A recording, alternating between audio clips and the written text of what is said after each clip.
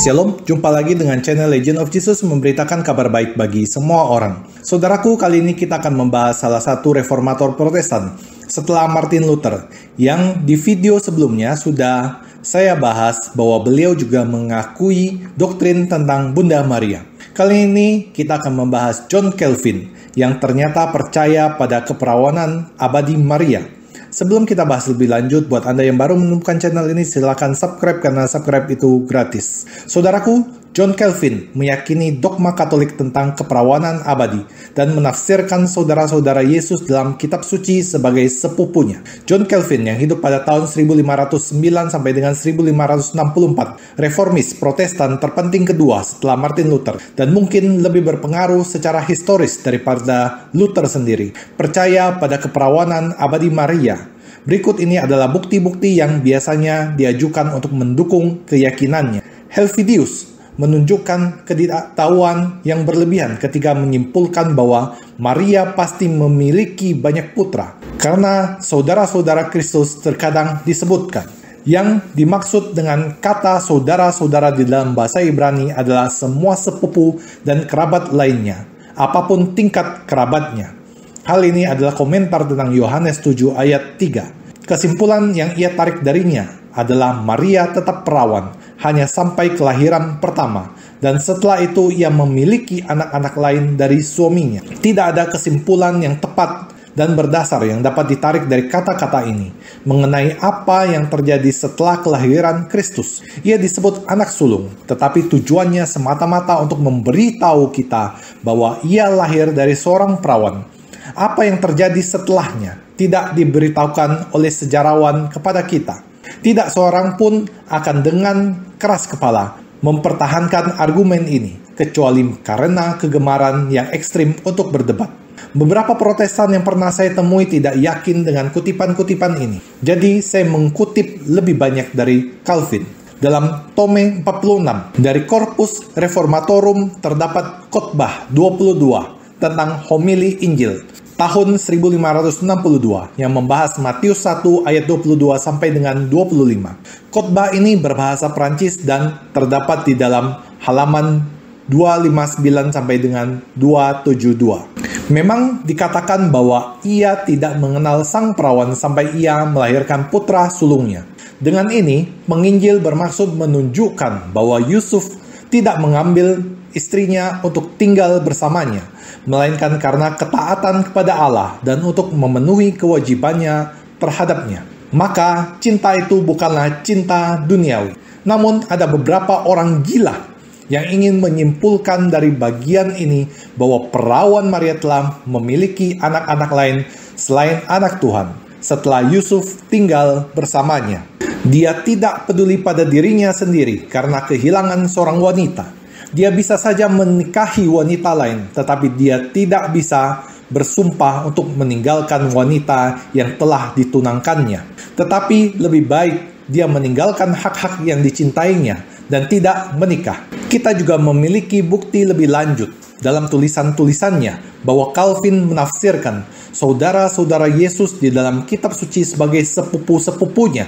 Di dalam Harmony of the Gospel, Calvin mengomentari Lukas 8 ayat 19. Dan ibu dan saudara-saudaranya datang kepadanya, dan dengan santai menyebutkan bahwa bagian-bagian paralel Matius 12 ayat 46, Markus 3 ayat 31, dari dua penginjil lainnya menggambarkan ibu dan sepupu Kristus telah datang. Dalam contoh lain, Calvin menafsirkan saudara Yesus sebagai sepupu. Kita memiliki komentarnya tentang Galatia 1 ayat 19. Tetapi aku tidak melihat seorang pun dari rasul-rasul lain, kecuali Yakobus, saudara Tuhan. Dia menyatakan bahwa Yakobus ini adalah putra Alpheus.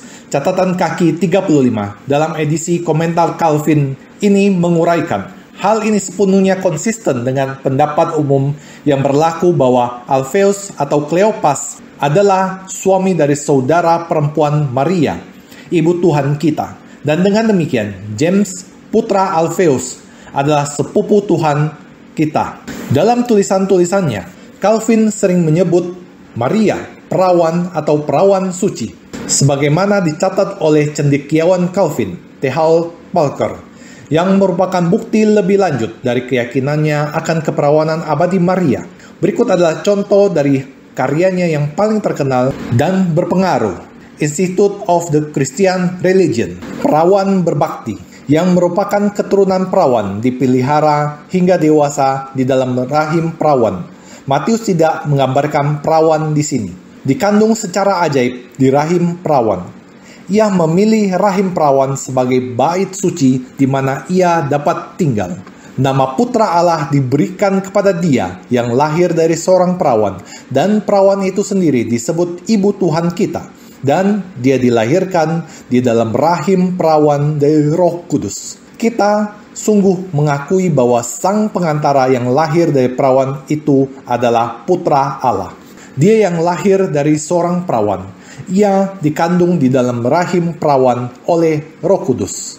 Demikian pula di dalam Harmony of the Gospel-nya. Ia menyebut Maria sebagai perawan 7 kali di dalam komentarnya tentang Matius 1 ayat 18 sampai dengan 19, ayat 22 sampai dengan 23, Matius 2 ayat 16, Matius 5 ayat 6, dan perawan atau perawan suci 25 kali di dalam komentarnya tentang Lukas 1 ayat 26, ayat 28, ayat 30 sampai dengan 32, ayat 34 sampai dengan 36, ayat 38 sampai dengan 39, ayat 46, ayat 48 sampai dengan 49, Lukas 2 ayat 34 sampai dengan 35, dan juga ayat 48. Ini tidak hanya merujuk pada kelahiran dari perawan. Kita tidak menyebut wanita yang sudah menikah sekarang dan aktif secara seksual. Perawan sepanjang hidup mereka dan setelahnya. Itu tidak masuk akal karena mereka tidak lagi perawan. Itu sama tidak logisnya dengan menyebut mereka anak-anak ketika mereka dewasa. Jika mereka bukan kasim, sumur hidup atau selibat atau perawan. Dari apa yang sudah kita bahas sebelumnya dan di dalam video ini, para pendiri aliran Protestan awal tidak menghapus doktrin-doktrin yang ada di dalam gereja Katolik tentang Bunda Maria. Tetapi yang terjadi dewasa ini adalah mereka membuang, mengabaikan dan menghilangkan peran Bunda Maria di dalam keselamatan umat manusia. Bahkan ada yang menghinanya dan juga melecehnya.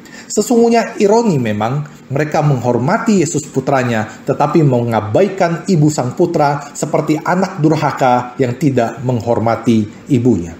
Demikian saudaraku, semoga hal ini menambah pengetahuan Anda dan selalu memperkuat iman Anda. Di dalam nama Bapa dan Putra dan Roh Kudus. Amin.